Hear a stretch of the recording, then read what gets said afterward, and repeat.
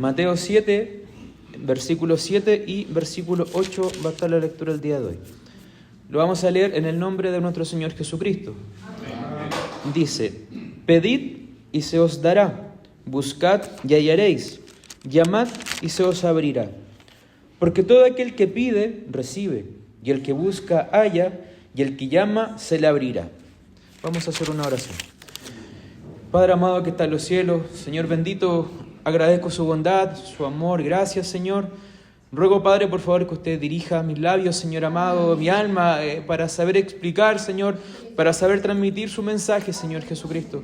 Ayúdeme, mi Dios bendito, a que se pueda entender, Señor amado, lo que usted me ayudó a entender a mí, Señor, al momento de poder descubrir y estudiar su palabra, Señor, y que prepare nuestros oídos y corazones, Señor amado, para poder atesorarla, Señor. Ayúdenos, por favor, en esta tarde, Señor, y rogamos su presencia. En el nombre de su Hijo Jesús, amén. Entonces, como les comentaba hace un rato atrás, hemos venido hablando ya varios sermones sobre el Sermón del Monte, y no sé si recuerdan los sermones anteriores. Solamente para dar un poquito de contexto los voy a leer, ¿ya? Voy a leer del 7 en 1 en adelante. Dice: no juzguéis para que no seáis juzgados, porque con el juicio con que juzgáis seréis juzgados, y con la medida con que medís os será medido. ¿Y por qué miras la paja que está en el ojo de tu hermano y no echas de ver la viga que está en tu propio ojo? ¿O cómo dirás a tu hermano: déjame sacar la paja de tu ojo, y he aquí la viga en el ojo tuyo? Hipócrita, saca primero la viga de tu propio ojo, y entonces verás bien para sacar la paja del ojo de tu hermano. No deis lo santo a los perros, ni echéis vuestras perlas delante de los cerdos, no sea que las pisoteen y se vuelvan y os despedacen. Y aquí es lo del día de hoy: pedid y se os dará, buscad y hallaréis, llamad y se os abrirá. Porque todo aquel que pide recibe, y el que busca halla, y el que llama se le abrirá.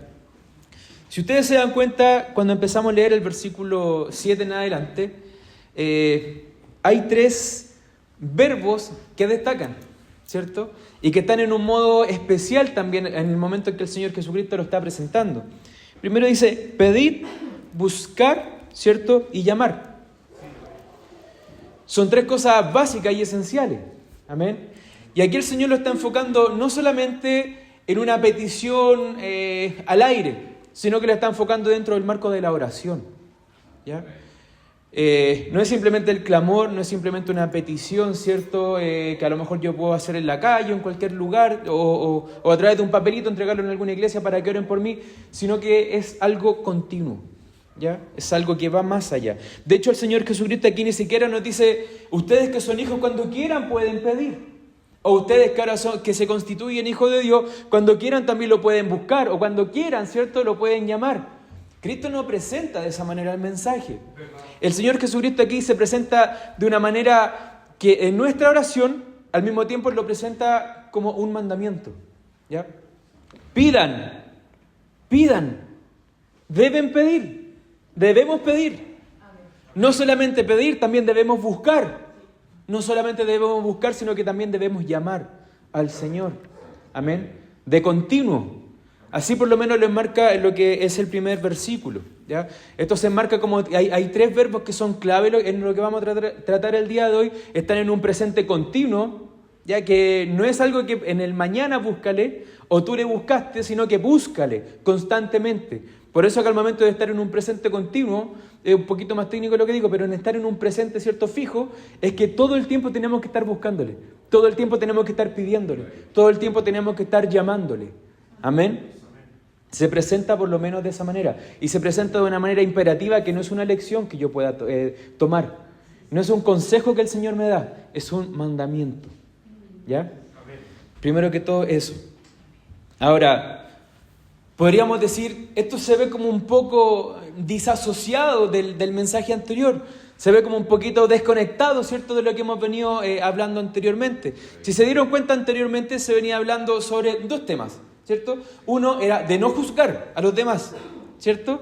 Porque a esta persona se le decía: ¿y tú que criticas a tu hermano, ¿cierto? ¿No ves la vara, ¿cierto? La viga que hay en tu ojo. E incluso el mismo Señor lo trata de hipócrita. Primero limpia tu ojo, ¿cierto? Primero ve probablemente la mugre que tú tienes en tu ojo y después preocúpate de tu hermano. Y después estaba el otro mensaje también solamente voy a leer el 6, donde dice: no deis lo santo a los perros, ni echéis vuestras perlas delante de los cerdos, no sea que las pisoteen y se vuelvan y os despedacen. Acá hay un contexto, acuérdense que todo el contexto del Sermón del Monte no tiene tanto que ver con el hecho de hacer, sino que está enfocado en el ser, en cómo yo me comporto, en cómo yo debo ser, en qué es lo que yo debo transmitir al momento de ser un cristiano. El Sermón del Monte está enfocado no al mundo, el Sermón del Monte está enfocado a sus hijos, a la iglesia, ¿ya? Entonces, por eso, que cuando la palabra del Señor me presenta con anterioridad en el contexto estas dos cosas que son difíciles de hacer, ¿ya? Es difícil, hermano, no juzgar, ¿cierto? Es difícil no mirar la paja ajena, es difícil no ver el error del otro. Todos lo hacemos constantemente, todos criticamos constantemente, por cualquier cosa. No me gusta cómo canta el hermano, no me gusta cómo se expresa el hermano, no me gusta lo callado que es el hermano. A lo mejor el hermano no hace nada, es solamente callado, pero no me gusta porque está siempre callado. O sea, cualquier excusa para encontrar alguna crítica, para juzgarle, ¿cierto? Y ahí es donde el Señor nos dice que no nos apresuremos en el juicio, en ese sentido.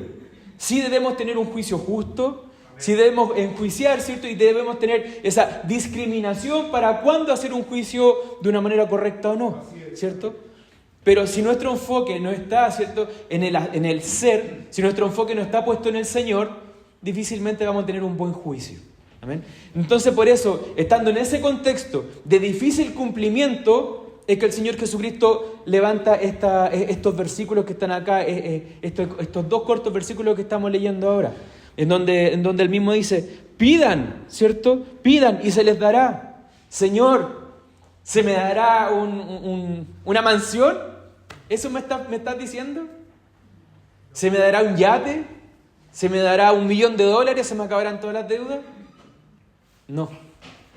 Aquí hay que unirlo al contexto. Y por eso es que yo le explicaba ahora brevemente el contexto. El contexto está enfocado, primero que todo, en cómo vive el cristiano, ¿ya? Segundo, hay cosas difíciles de hacer, por supuesto, porque somos seres humanos caídos, somos seres humanos que tenemos pecado nosotros, somos seres humanos que no hay una santidad absoluta, ¿cierto? Como la figura del Señor Jesucristo, que no hubo pecado estando en la tierra y tampoco va a haber nunca pecado en Él, porque es el Hijo de Dios, la segunda persona de la Trinidad. En Él no habita ninguna sombra de variación, ¿cierto? No hay pecado en Él, ni siquiera intención de pecado, pero en nosotros sí. En nosotros sí todavía hay una corriente de pecado. En nosotros todavía hay tendencia a ciertos pecados, ¿cierto? En nosotros todavía cosas tan básicas como no juzgar, no nos podemos contener, juzgamos igual. Y no siempre hacemos juicio justo. Amén. Y no siempre nos contenemos, ¿cierto?, de ir a discutir, ¿cierto?, con aquellas personas que probablemente van a ensuciar el mensaje del Señor para tratar de ganar con nuestro razonamiento, ¿cierto? En donde dice acá que no demos nuestras perlas, los cerdos, los perros, la gente de afuera. Tomando la palabra, ¿cierto?, de manera liviana. Entonces, ¿hay cosas que no podemos hacer? ¿Hay cosas de las que nos vemos faltos? Sí, nos vemos faltos en muchas cosas. Amén. Pero acá la palabra del Señor cuando dice, pedid y se os dará, ese pedid, aparte de estar en un presente continuo, aparte de ser un imperativo, el pedir tiene que ver con la persona de un mendigo. De un mendigo. Muchas veces nosotros en la iglesia decimos, y yo también lo he hecho, hermano, vamos a hacer una oración de agradecimiento porque siempre le pedimos al Señor. Y el Señor me dice y me obliga, pidan. Deben pedir, pero no deben pedir como si fuese un reclamo. Y no deben pedir simplemente para los bienes materiales. Y no deben pedir solamente para sus preocupaciones. Y no deben pedir solamente para que mañana tenga un mejor trabajo. Y no deben pedir solamente para que sus hijos sean profesionales. Pero pidan. Pidan. Como un mendigo pide. ¿Cómo pide un mendigo? ¿Cómo usted se encuentra con un mendigo en la calle?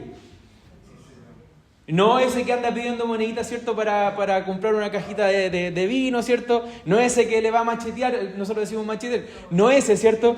Es como ese mendigo que está tirado en el suelo y estira simplemente la mano. Ni siquiera le da ¿me das una monedita? No, simplemente estira la mano. Esa es de la misma manera que el Señor espera que yo llegue a Él, como un mendigo. Sabiendo que yo no tengo condiciones, sabiendo que yo no soy una persona a lo mejor con una estatura que me alcance para pedirle de alguna manera al Señor. Simplemente como un mendigo, eso es lo que me pide Él. ¿Se acuerdan cómo empezaba el Sermón del Monte en el 5?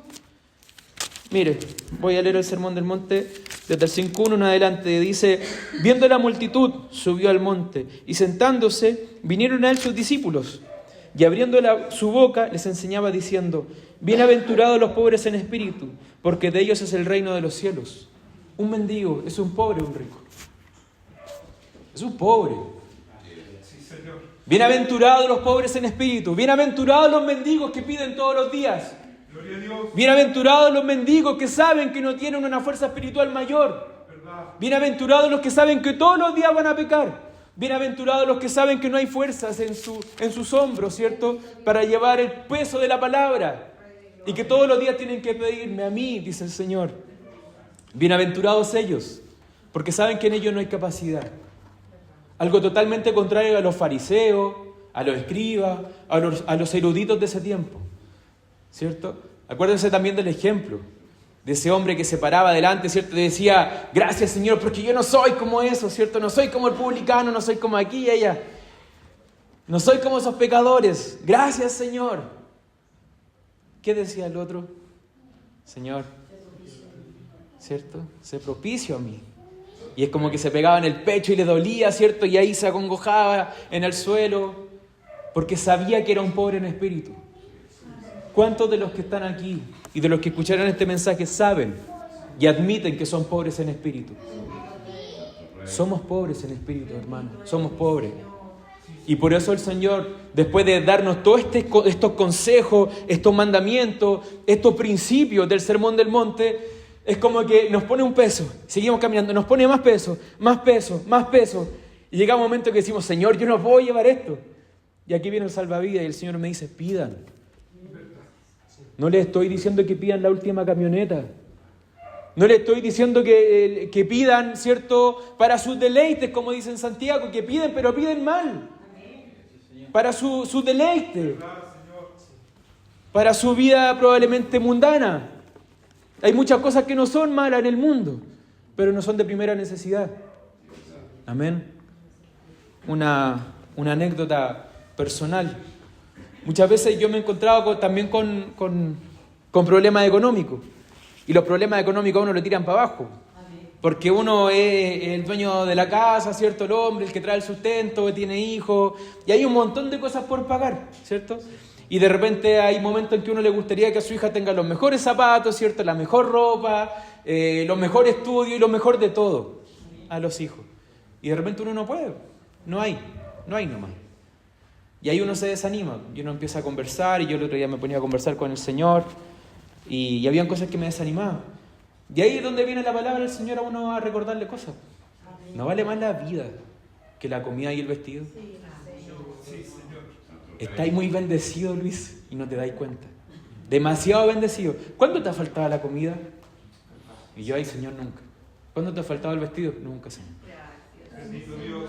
Y ahí es cuando uno tiene puesta la vista de repente en cosas muy temporales, mucho humo de repente, ¿cierto? Cosas que a lo mejor sí en el momento se van a disfrutar, pero la misma palabra del Señor me dice que hay tiempo para todo. Y probablemente esa necesidad también me va a acercar al Señor.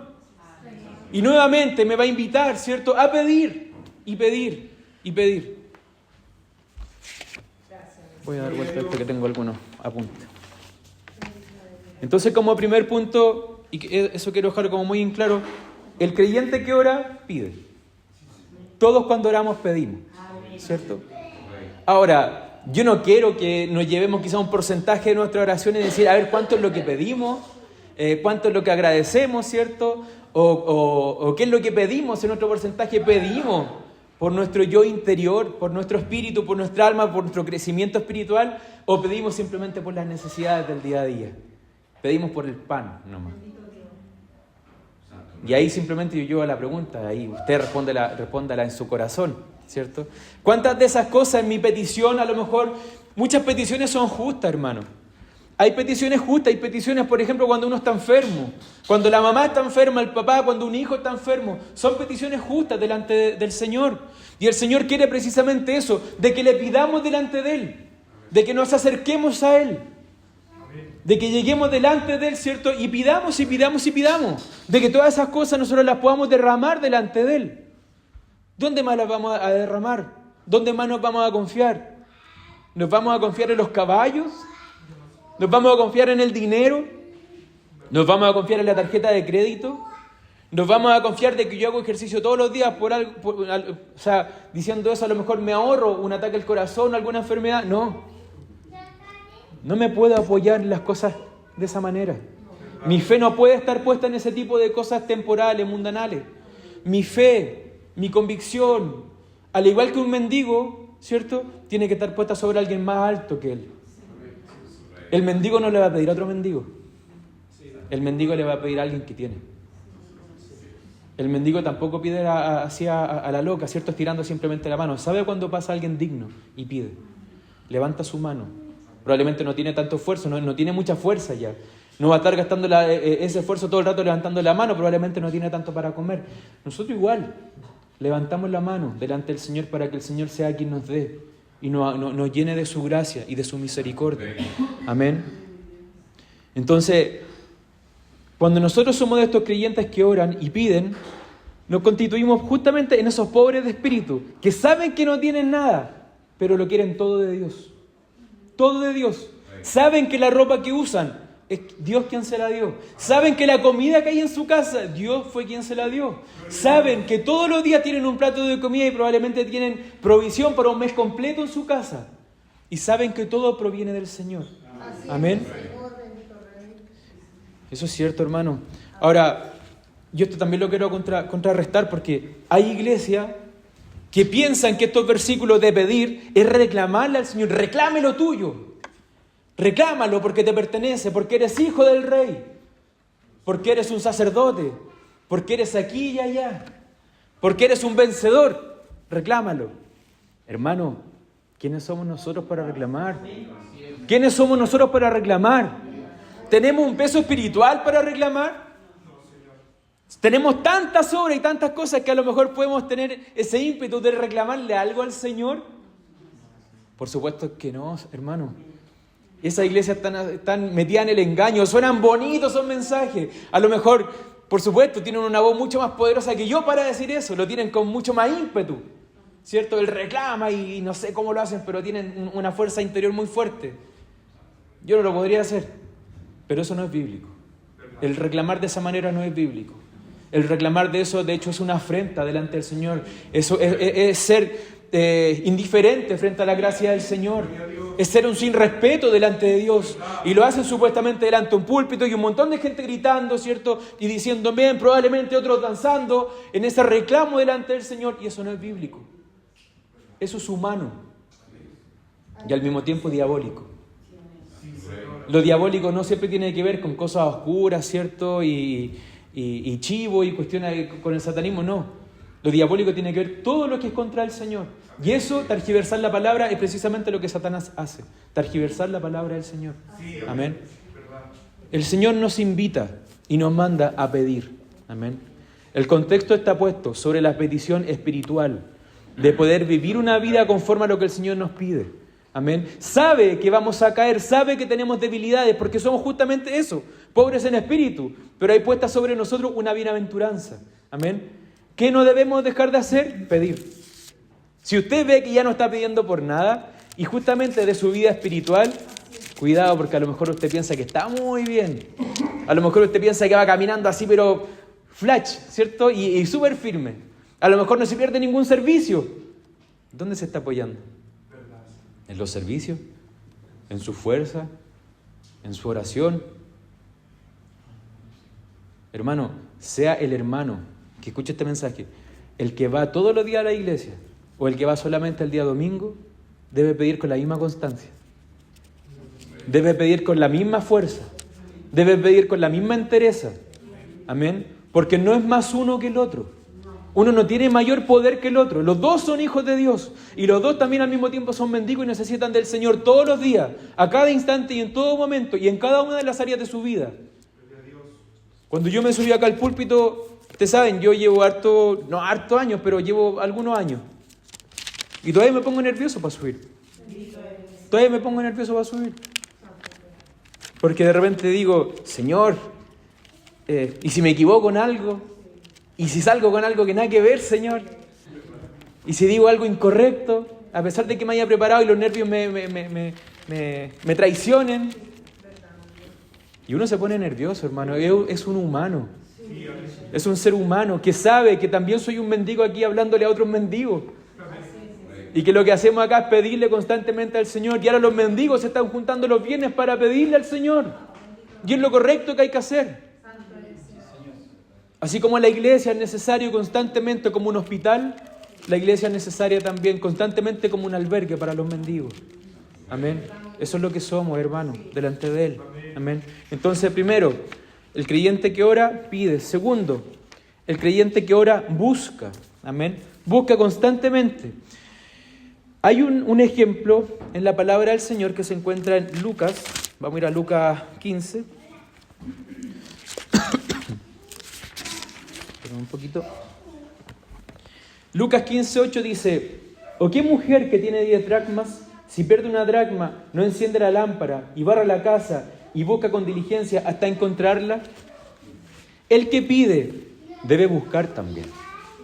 Debe buscar al Señor. Debe estar constantemente tratando de buscar su rostro.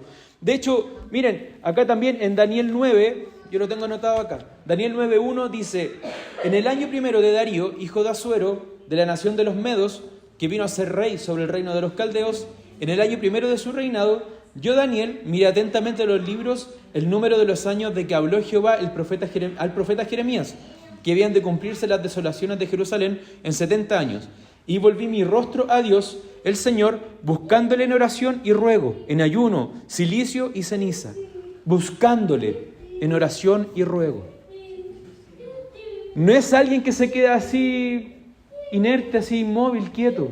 Es alguien que busca. Ese es el carácter que el Señor nos manda. Acuérdese que lo que se muestra aquí en el versículo 7 y 8 no es un consejo, no es una recomendación, no es una invitación al aire, es un mandamiento. Pidan, busquen. Amén. Y lo mejor de todo es que en cada una de ellas hay una respuesta. Y solamente estoy hablando de los verbos que aparecen ahí. Hay otro versículo que también anota acá, el Salmo 27:8, que dice: Oye, oh Jehová, mi voz que a ti clamo. Ten misericordia de mí y respóndeme. Mi corazón ha dicho de ti: buscad mi rostro, tu rostro buscaré, oh Jehová, no escondas tu rostro de mí. Él busca el rostro del Señor. No se conforma con la canción del domingo. No se conforma, ¿cierto? A lo mejor se va feliz de acá y se olvidó del Señor el lunes, el martes, no vino a la iglesia el miércoles, jueves, viernes y sábado ya está, pero mal. Ya está seco, ya no sabe qué hacer, ya de repente se le escapan algunas cosas del mundo, quizás, ¿cierto? Y ya no está esa alegría y ese ánimo del día domingo. Cuando el Señor nos dice que le busquemos, hermano, cuando usted tiene una aflicción, cuando yo tengo una aflicción, cuando yo sé que, por ejemplo, me echan del trabajo y veo que a lo mejor queda poco en la casa o hay poco ahorro, ¿cómo le busca al Señor? ¿De la misma manera como cuando tenía trabajo? ¿O le busca más? Le busca más, ¿cierto? El Señor quiere de que no haya ese tipo de situaciones para poder buscarle. Benditas sean esas situaciones porque le buscamos y miramos su rostro y muchas veces, si no hubiese estado esa aflicción, no hubiésemos conocido en mayor profundidad al Señor. Pero ojalá no fuesen esas las condiciones, de que constantemente yo tenga que ser afligido para poder buscarle. De que tenga que estar enfermo un ser querido, de que tenga que quedar sin trabajo, de que tenga que tener un accidente, de que tenga que yo tener una enfermedad, de que tenga que tener un problema para poder pedir, para poder buscarle. El Señor no quiere eso. Por eso es un mandamiento continuo. No me dice, búscame cuando estés enfermo. Búscame cuando se enferme un hijo. Búscame cuando no tengas nada de dinero, no tengas trabajo. La palabra del Señor no dice eso. Búscame. Porque el Señor va a estar ahí. Amén. En cada uno de estos verbos el Señor ahí aparece. Amén. Entonces el creyente que ora no simplemente pide, sino que el creyente que ora también busca. No se queda inerte, no se queda ahí. Y si se dan cuenta, ya el tercero, el cristiano que ora, también llama. Llama al Señor. O sea, lo llama a la puerta. No se conforma con pedir. Ahí a lo mejor en su pieza, ¿cierto? Por la mayor cantidad de oraciones que nosotros podemos hacer en nuestra casa, en nuestra pieza, ¿cierto? En algún cuartucho, en algún escritorio. Ahí contamos, algunos oramos con mayor dedicación, pero el Señor no se conforma con eso. Búscame, busca mi rostro a través de la palabra, busca mi rostro en los servicios, busca mi rostro haciendo mi voluntad, búscame constantemente. Y no solamente búscame, llámame. Es como aquel, ¿cierto?, que llega a la casa de alguien y le toca la puerta. Cuando usted está necesitado de algo, ¿toca una pura vez? ¿O toca varias veces? Varias veces, ¿cierto? Porque usted está desesperado, hay momentos que uno tiene desesperación y necesita escuchar al Señor, necesita tener una respuesta de Él, necesita que, si que existe un silencio, por lo menos sentir su caricia, sentir que está ahí. Amén. Por lo menos sentir eso, saber de que Dios está ahí. No me ha respondido, pero me responderá. Tener esa fe, tener esa convicción. Amén. Llamar es ir a la puerta del Señor. Nosotros podríamos decir, pero ¿cómo lo vamos a llamar si supuestamente nosotros ya somos parte de Él? Ya estamos en su casa. ¿Cómo lo vamos a llamar si el Señor habita en nosotros? Amén. Pero el Señor justamente, es cierto, no quiere que nos conformemos con su casa. Creo que el Señor quiere que vayamos a su puerta y le golpeemos la puerta. Quiere que vayamos al trono de la misericordia y ahí pidamos las cosas. Y ahí sigamos presentándole quizás nuestras necesidades. Y decirle, Señor, estoy falto de esto y de lo otro. Señor, tengo estas debilidades, ayúdame con esto, Señor. Señor, no tengo ganas de orar. Y cuando no tengo ganas de orar, justamente a pedirle que aumente mi fe, ¿cierto? Ayúdame, Señor, porque estoy siendo incrédulo. Ayúdame, Señor, aumenta mi fe. Señor, por favor, pon en mí ese fuego que había antes. Señor, aumenta en mí, por favor, la necesidad de ti. Siempre hay un momento para orar, siempre hay un momento para pedir. No simplemente van a ser los momentos de aflicción los que nos deben empujar a eso, sino que debe ser el reconocimiento de que yo soy un mendigo constantemente para buscar, pedir, llamar y acercarme a su casa, acercarme a su pieza, ¿cierto? Estoy imaginándome como una casa, ¿cierto? La casa del Padre, ¿cierto? Ahí donde está su pieza, y hay muchas otras piezas, de acercarme constantemente allí y golpearle. Señor, necesito de ti, quiero verte, quiero sentirte, quiero que me escuches, quiero presentarte mi problema, quiero presentarte mi necesidad. No quiero que la escuchen otros, quiero que la escuches tú, Señor. Porque yo sé que usted va a ser quien me responderá a mi aflicción. Amén.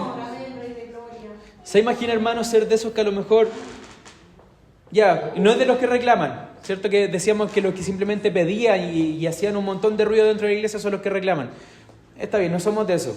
Buscamos, pero tampoco vamos a ser de los que buscamos, ¿cierto?, en las obras. De que yo hago tantas cosas, por lo tanto me merezco esto. No somos de eso tampoco. Pero imagínense que somos de los que llamamos y llamamos solo una vez. ¿Se ha dado cuenta que de repente, no sé, a mí no me ha pasado, pero hay gente que de repente toca la puerta y uno se demora en salir y después sale y no hay nadie? Y es como, chuta, yo pensé que habían golpeado. ¿Esperamos que el Señor abra la puerta y no vea a nadie? ¿O vamos a estar como ese mendigo que realmente tiene necesidad? Y toca, ¿cierto? Y probablemente después ya no hay fuerza para tocar. Y el Señor abre la puerta y ahí voy a estar yo, ahí va a estar usted. No se va a ir de ese lugar porque va a esperar que el Señor le responda. Porque la palabra del Señor dice, el que llama se le abrirá. ¿Cierto? Y acuérdese que lo que yo les dije hace un rato atrás, la raíz de simplemente de ese versículo habla de una constante. Es, por ejemplo, cuando el Señor acá dice en el 7:7, déjenme buscarlo.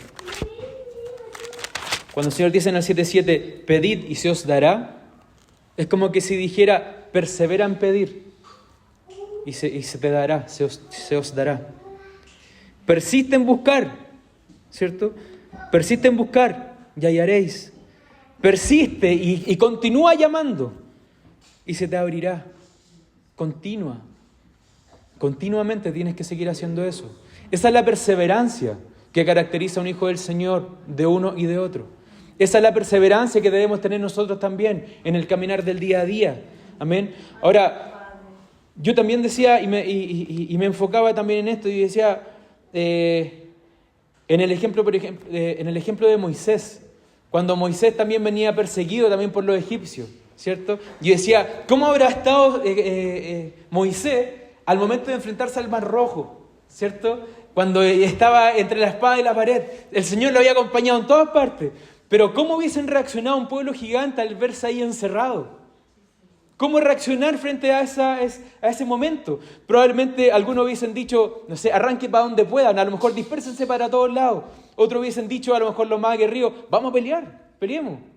Pero la palabra del Señor nos presenta de que empezaron a reclamarle a Moisés. Amén. Y mire, justamente vamos a leer ese capítulo completo. Les voy a leer bastante, que es el capítulo 14 de Éxodo, para que entendamos el contexto y de cómo el Señor también responde el llamado, la petición, la búsqueda que hacía Moisés también al Señor. Amén. Dice, del 14:1. Habló Jehová a Moisés diciendo, aquí el Señor le habló a Moisés. Hay que ir tomando ahí como apunte en palabras claves que aparecen del 14. Di a los hijos de Israel que den la vuelta y acampen delante de Pi-Hahirot, entre Migdol y el mar hacia Baal-Zephón. Delante de él acamparéis junto al mar. Porque Faraón dirá de los hijos de Israel, encerrados están en la tierra, el desierto los ha encerrado. Y yo endureceré el corazón de Faraón, para que los siga. Y seré glorificado en Faraón y en todo su ejército. Y sabrán los egipcios que yo soy Jehová. Y ellos lo hicieron así.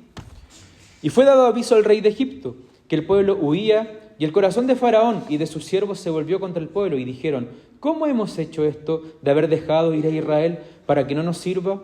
Y unció su carro, y tomó consigo su pueblo, y tomó 600 carros escogidos, y todos los carros de Egipto, y los capitanes sobre ellos. Y endureció Jehová el corazón de Faraón, rey de Egipto, y él siguió a los hijos de Israel. Pero los hijos de Israel habían salido con mano poderosa. Siguiéndolos, pues, los egipcios, con toda la caballería y carros de Faraón, su gente de a caballo y todo su ejército, lo alcanzaron acampados junto al mar, al lado de Pi-Hahirot, delante de Baal-Zephón. Y cuando Faraón se hubo acercado, los hijos de Israel alzaron sus ojos, y he aquí que los egipcios venían tras ellos. Y por lo que los hijos de Israel temieron en gran manera y clamaron a Jehová. Y dijeron a Moisés, ¿no había sepulcros en Egipto que nos has sacado para que muramos en el desierto? ¿Por qué has hecho así con nosotros, que nos has sacado de Egipto? ¿No es esto lo que te hablamos en Egipto diciendo, déjanos servir a los egipcios? Porque mejor no fuera servir a los egipcios que morir nosotros en el desierto. Y Moisés dijo al pueblo, no temáis, estad firme y ved la salvación que Jehová hará hoy con vosotros. Porque los egipcios que hoy habéis visto, nunca más para siempre los veréis. Jehová peleará por vosotros y vosotros estaréis tranquilos. Entonces Jehová dijo a Moisés, ¿por qué clamas a mí? Di a los hijos de Israel que marchen. Y tú alza tu vara y extiende tu mano sobre el mar y divídelo, y entre los hijos de Israel por el medio del mar en seco. Y he aquí yo endureceré el corazón de los egipcios para que los sigan, y yo me glorificaré en Faraón, en todo su ejército, en sus carros y en su caballería. Hasta ahí nomás. Si se dan cuenta, aquí hay algo que yo encuentro espectacular de la palabra del Señor, que no lo dice de forma abierta, porque dice, Moisés le está hablando al pueblo, y le está dando palabras de seguridad, palabras de apoyo, palabras de diciéndole de que el Señor va a estar con nosotros, de que el Señor nos va a defender, ¿cierto? Moisés dijo al pueblo, no temáis, estar firme y ved la salvación de Jehová hará hoy con vosotros, porque los egipcios que hoy habéis visto, nunca más para siempre los veréis. Jehová peleará por vosotros y vosotros estaréis tranquilos. Eso era lo que decía Moisés al pueblo, para tranquilizarlo, diciéndole, el Señor está con nosotros. Él ya me habló. Pero aquí hay algo que el Señor dice, pero que nos muestra la Escritura. Dice, entonces Jehová dijo a Moisés, ¿por qué clamas a mí? Yo no escuché un clamor en la afirmación que daba Moisés. Moisés con su boca le daba tranquilidad al pueblo, pero en su corazón tenía miedo. En su corazón le clamaba al Señor, Señor, ayúdame por favor. Señor, veo el mar, aquí hay mar, ¿cierto? Agua. Y al otro lado veo un mar de gente que me está reclamando. Le estoy dando tranquilidad a este otro mar que es más peligroso incluso que el mar de agua. Y dentro del corazón él le hablaba al Señor. Y el Señor dice, ¿por qué clamas a mí? El Señor ya le había dicho que lo iba a salvar. Y simplemente le da indicaciones. Extiende tu vara y se abrirá el mar. Abre el mar. Lo manda a trabajar. Le da mandamiento por hacer. Pero ¿qué es lo que yo rescato acá? Que Moisés se acercaba constantemente al Señor para hablar con él. Amén. Y en ningún momento Moisés le reclamó. Moisés le suplicaba al Señor. Moisés se acercaba delante de él. Moisés fue también quien le vio, entre comillas, como dice la palabra, cara a cara, el que se acercó delante de él en el monte. Entonces esa debe ser también nuestra conducta, ese debe ser también nuestro fin. El fin no son los bienes, el fin no son los momentos, el fin no es para llegar a pedir abiertamente, no es un cheque en blanco, estos versículos que están acá. Muchos podrían usar estos versículos desconectados de todo el contexto. El contexto no es que nos llenemos de bienes. El contexto no es que nos llenemos probablemente de un montón de cosas, ¿cierto? De un montón de títulos, de un montón de cosas que a lo mejor no van a servir para nada. En ninguno de ellos no hay nada malo, pero ese no es el fin. El fin es ser igual a la figura del Señor Jesucristo, a la estatura del varón de Él, del varón perfecto, ¿cierto? Ese es nuestro fin, ese es nuestro anhelo. Todo aquel que es cristiano de verdad odia el pecado. Aunque muchas veces cometa el pecado, odia el pecado. No se conforma al pecado, no le gusta el pecado. Y no se imagina que lo hay que vivir sin pecado. Yo por lo menos no me lo imagino. Qué increíble debe ser vivir sin pecado.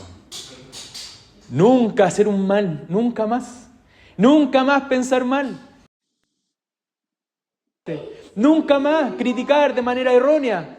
Nunca más hacer ese tipo de cosas. ¿Cómo será vivir así? Amén.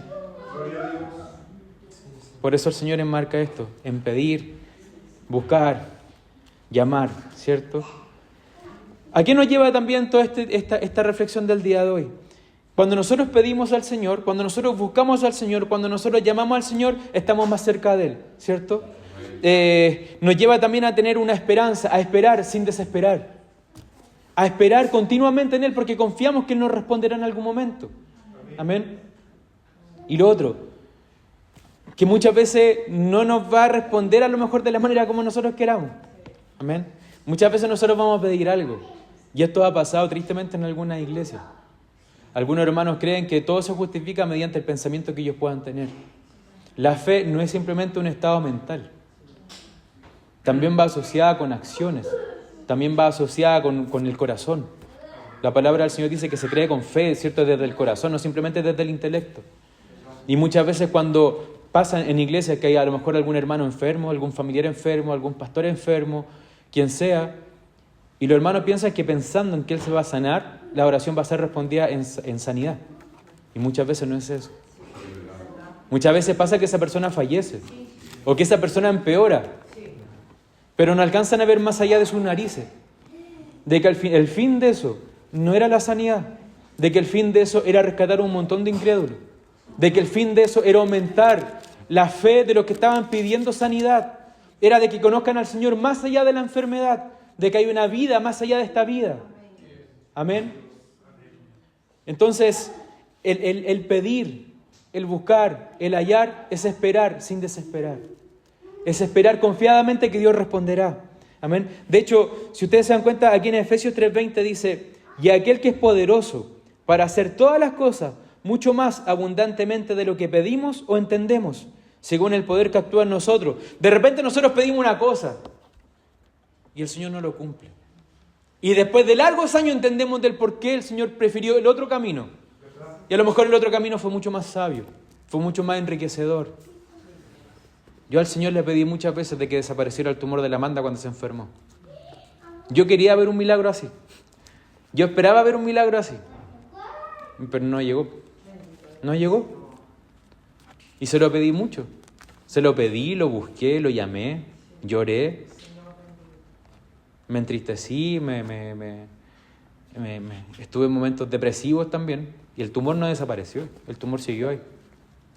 Pero el Señor quiso que fuese por otro camino, que yo no conocía. Yo lo cuento siempre, pero a mí me sorprende el Señor. Y siempre digo lo mismo, hermano, perdón que a lo mejor ya conocen todo esto, pero yo cuando salí de la casa, ese primer día de la quimioterapia o ir a ponerle el catéter, ya no me acuerdo, que teníamos que ir a hospitalizarnos, yo de mi casa salí de luto. Y cuando llego, porque para mí el cáncer era muerte segura siempre. Y cuando llego a la clínica y llego a la parte de los niños porque era pediatría oncológica, llego y había una fiesta. Estaban celebrando a una niña que terminaba todo su proceso. Y ahí yo dije, Señor, ¿hay esperanza? Y yo ya no lloraba de pena. Yo de mi casa salí llorando de pura pena. Y después cuando llegué a ese lugar me puse a llorar todo el rato, pero fue de alegría. Fue todo al revés. Porque veía una familia contenta, porque veía una niña que sí estaba muy débil, pero le estaban dando el alta, ¿cierto? Y porque ya no había un lugar, ¿cierto?, tenebroso de pena, de desesperanza, sino que había un lugar lleno de esperanza, lleno de fe. Y cada una de las cosas que fuimos viviendo, nos dimos cuenta que la mano del Señor estaba cuando nos atendía de repente alguna enfermera, algún doctor, algo que nos decía quizás la cajera que nos atendía en algún momento, cualquier persona nos decía algo y nosotros decíamos, este es el Señor el que está hablando. Y veíamos al Señor en cada uno de esos pasos. Y afirmaba nuestra fe, afirmaba nuestro matrimonio, afirmaba también todo lo que podía pasar más adelante. Probablemente un milagro así de rápido hubiese sido espectacular. Pero a lo mejor el Señor quería algo más. Quería que nos acercáramos más a Él. Queríamos que le buscáramos más a Él. Queríamos que dependiéramos completamente de Él. No a la rápida, al tiempo de Él. Amén. Entonces, voy a ir a lo último. La palabra del Señor está en pleno acorde de lo que yo estoy diciendo acá, ¿ya? Del hecho de estar pidiendo constantemente. No es que simplemente al Señor lo diga en el Sermón del Monte. El Señor, de hecho, hay distintos versículos que les voy a leer acá que nos dice de que siempre tenemos que estar orando constantemente, ¿ya? Por ejemplo, en Santiago 12:12 dice, gozosos en la esperanza, sufridos en la tribulación, constantes en la oración, todo el tiempo.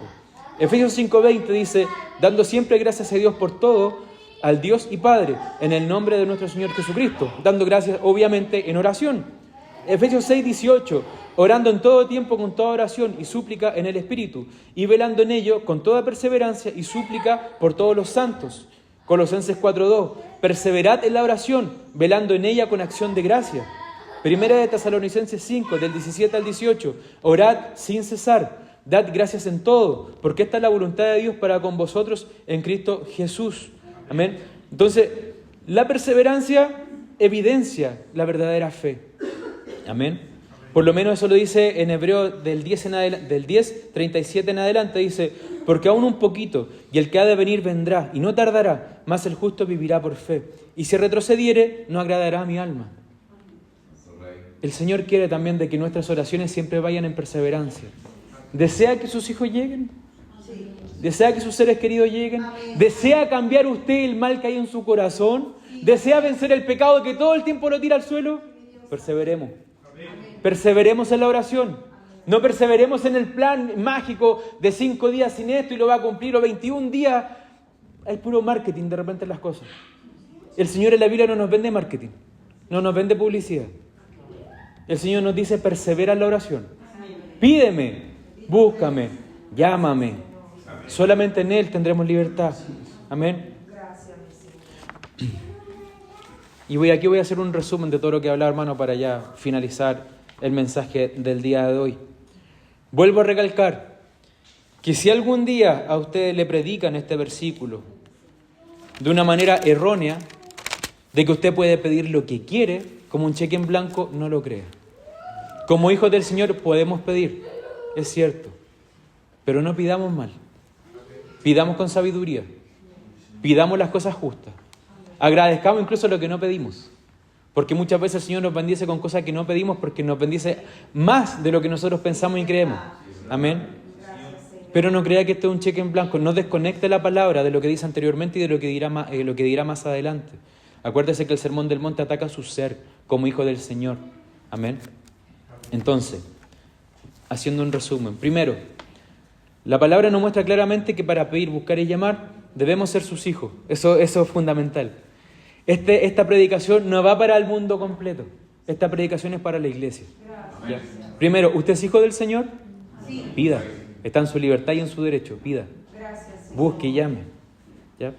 Segundo, la promesa está en el contexto del Sermón del Monte, que es un sermón que habla sobre nuestro carácter y nuestra forma de vivir, lo cual es imposible de vivir con fuerza propia. Por lo tanto, está vinculado con el comportamiento, la esperanza, la fe y el vivir diario del creyente en un mundo incrédulo y pecador. Tercero, la misma palabra nos dice en Santiago 4, del versículo 13 en adelante, pedís y no recibís porque pedís mal, para gastar en vuestros deleites. Oh almas adúlteras, ¿no sabéis que la amistad del mundo es enemistad con Dios? Cualquiera pues que quiera ser amigo del mundo se constituye enemigo de Dios. ¿O pensáis que la Escritura dice en vano, el Espíritu que Él ha hecho morar en nosotros nos anhela celosamente? Pero Él da mayor gracia. Él da mayor gracia que el mundo. Él da mayor gracia que cualquier placer o deleite que usted pueda vivir acá. Él da mayor gracia. Hermano, cualquier deleite, cualquier cosa que usted pueda vivir en el mundo es súper temporal. Cómprese un auto nuevo. La alegría la dura hasta mañana, un mes. A no ser que usted fabrique un ídolo de ese auto, que le va a durar varios años y lo va a poner ciego. Pero cualquier deleite en esta tierra es súper temporal. La gracia del Señor es continua. Y usted quiere vivir afirmadito de su gracia. Amén. Cuarto y por último, Dios es soberano y omnisciente. Él responderá y sabrá qué es lo mejor para sus hijos. Él es un Padre bueno, un Padre tierno, un Padre cercano, un Dios que se humanó, un Dios que entregó a su único Hijo por seres que le despreciaban, un Padre paciente, un Padre que mira de lejos, cuando llegaba el hijo pródigo, ¿cierto? Y corrió al encuentro, lo besó, se apoyó en su cuello. Si se caía ese viejito, nosotros lo vemos como un viejito, ¿cierto? Me lo imagino así, alguien que espera constantemente, paciente. Si se tropezaba, no le importó. No le importó. Ese es el Dios que tenemos. ¿Amén? ¿Podemos esperar y confiar en un Dios tan grande? Es muy difícil de hacer. La hermana Cristina también decía en el servicio constantemente de que ella hacía su voluntad, ¿cierto? En ocasiones, o que ayudaba al Señor en algunas cosas, o llegaba a sus propias conclusiones. Claro, y ahí es cuando estamos mal. Ella lo decía con sus propias palabras. Yo no estaba bien ahí. Y el Señor justamente eso es lo que no quiere para nosotros, que estemos mal y que hagamos las cosas a nuestra pinta. Somos mendigos delante del Señor.